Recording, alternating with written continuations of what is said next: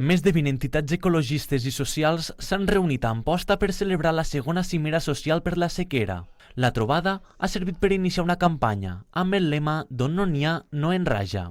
L'objectiu és denunciar els interessos econòmics en la gestió de la sequera i la poca concreció del govern en protegir l'aigua com a bé comú, dret humà i dret públic. El portaveu d'Aigua és Vida, Dante Macchio, ha demanat més voluntat política per encarar aquesta problemàtica. L'estratègia actual del govern es basa en mirar al cel i esperar que plogui i a llarg termini en produir més aigua per abastir els interessos econòmics i la demanda creixent. Però el canvi climàtic ens diu que cada vegada tindrem menys aigua i per tant el que cal és voluntat política per a reduir i contenir la demanda, començant pels interessos econòmics que ens assequen aquest futur. Aquests interessos econòmics són l'agroindústria, la ramaderia intensiva i el sector turístic. I és per aquí on hauríem de començar a gestionar aquesta demanda i a reduir la demanda. La plataforma en defensa de l'Ebre també ha assistit a la cimera i ha demanat la reducció dels embassaments que provoquen la falta d'aigua i de sediments al riu i que, per tant, deterioren el delta de l'Ebre.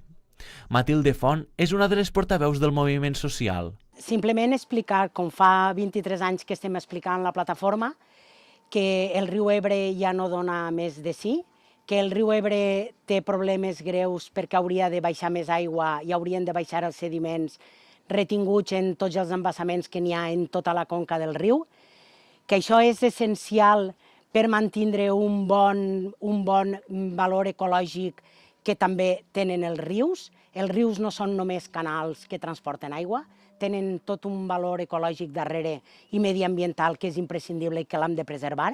La trobada també ha servit per presentar la pàgina web noenraja.cat, amb què es dona informació a la ciutadania sobre la situació que viu Catalunya respecte a la sequera.